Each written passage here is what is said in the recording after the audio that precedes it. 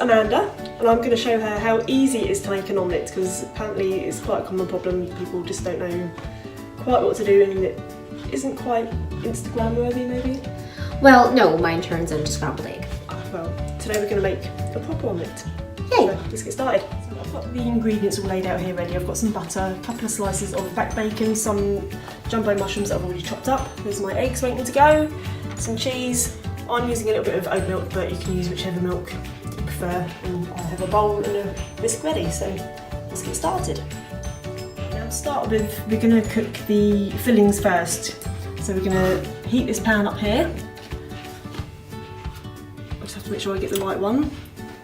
And in that pan, Amanda, if you get a little knob of butter. How much? Less than, yep. That? That should do, yep.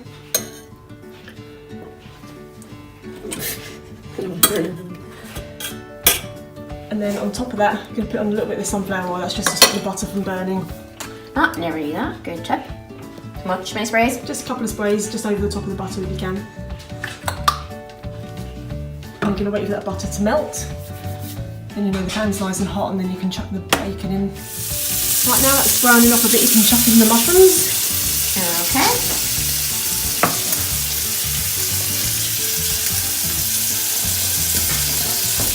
I'm kind of concerned that we only have like one set of ingredients, because if this goes bad, it'll be a very good scrambled egg. Yep. Well, either way it'll taste good. Yeah. Now the secret ingredient for mushrooms is a little bit of dark soy sauce. You need about a teaspoon's worth, so if you splash that over the mushrooms, it really helps them like brown off and bring out the flavour. Teaspoon. Yep. Is that enough? Yep, give it a good stir so you get it in all the mushrooms. How hot is your pan for this? It's on full. Alright.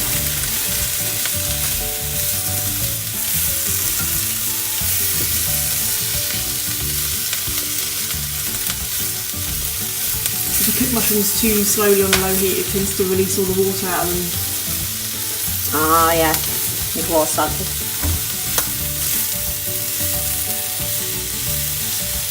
This is why I always do the filling separately, because if you're cooking mushrooms or spinach, it's always going to release loads of water, so when you're trying to do it in with the eggs, it just makes it all curdle, makes it a bit of a mess. Yeah, that's pretty much done now, so you can turn that off, and you can leave it to one side for a minute, and then we'll whisk up the eggs. How I separate egg whites: crack the egg, open it very slowly, let the egg white run out, and I'll just go from side to side, letting as much as the egg white. You can just put it in your hand and let it run through your fingers, but that grosses me out a little bit, so I prefer to do it this way. Then I'm going to put that to one side, and the dog can have it later.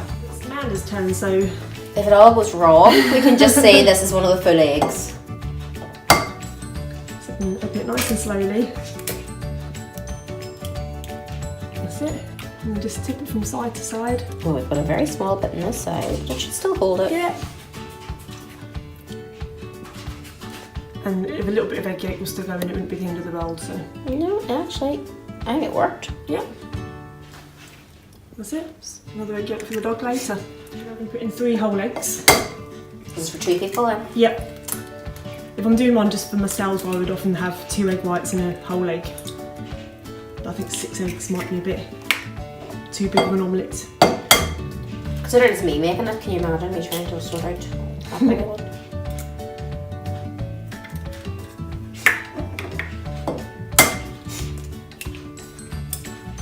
No shell result. Yay! There we go. Maybe give those a whisk up with this whisk.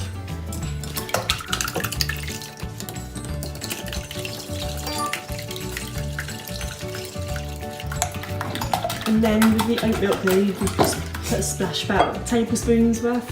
It's just to sort of loosen up the egg mixture more than anything.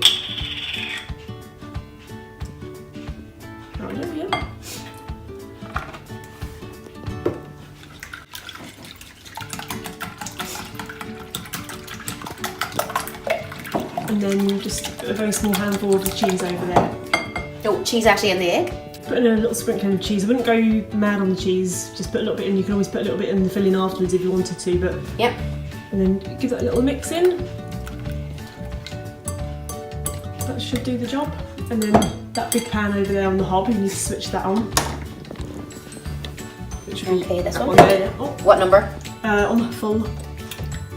And again, a little bit of butter and a sprinkling of oil.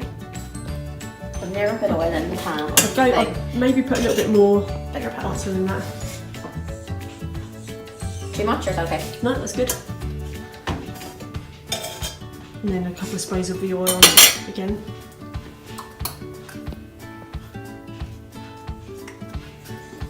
Swirl that butter around the pan, so it's, you just lift the pan up a bit and swirl it around just to get it right to the edges.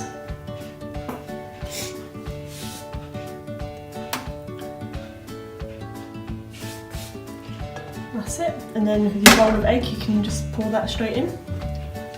And then don't touch it after that. Oh, see, that's my problem.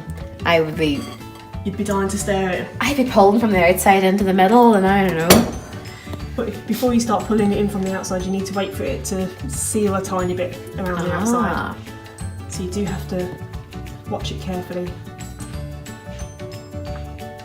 So you can see it starting to form a...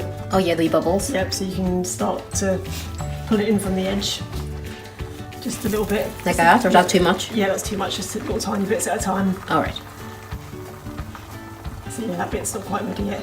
Maybe move the pan over. You see over there, that's it. Just little tiny bits at a time. Do you want me to actually pull it in, or is it just to separate it from the edge like that? It's just to separate it from the edge really, and then whatever's on top will sink in. Alright. That's it. You just have to treat it very gently.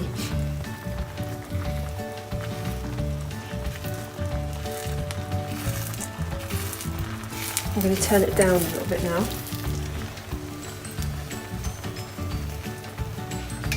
I'll move it into the heat a bit more. Don't be pulling that in anymore because It's set? Yeah. What you can do is lift the pan and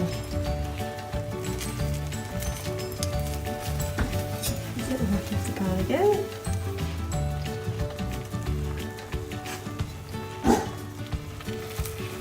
That's it. Perfect.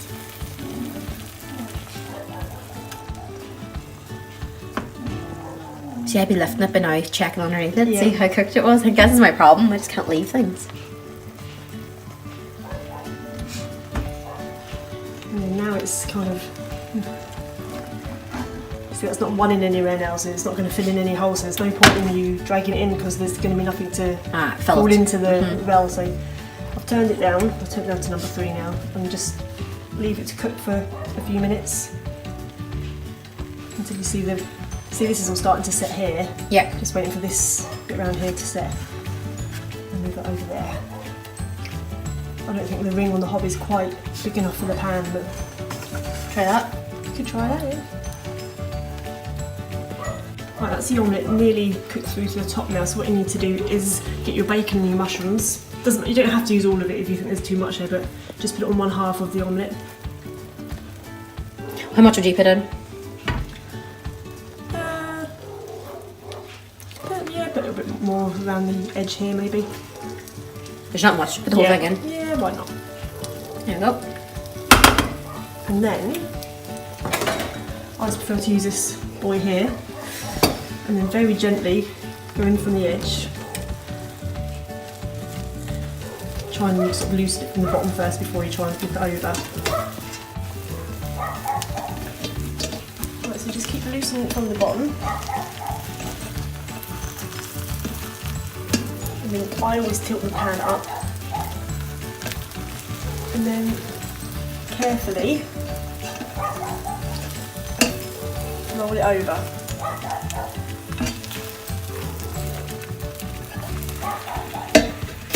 Guys, you can't actually smell this, but it smells friggin' amazing. The heat's off now, so I'm going to get a plate and lift it on. Now, it has broken up a little bit, but that's just real life. It sometimes happens. If you've made the omelette a little bit thicker, or if you had a pan that was a better non-stick than mine, then it would work much better, but it's still an omelette and it's still going to taste pretty yummy.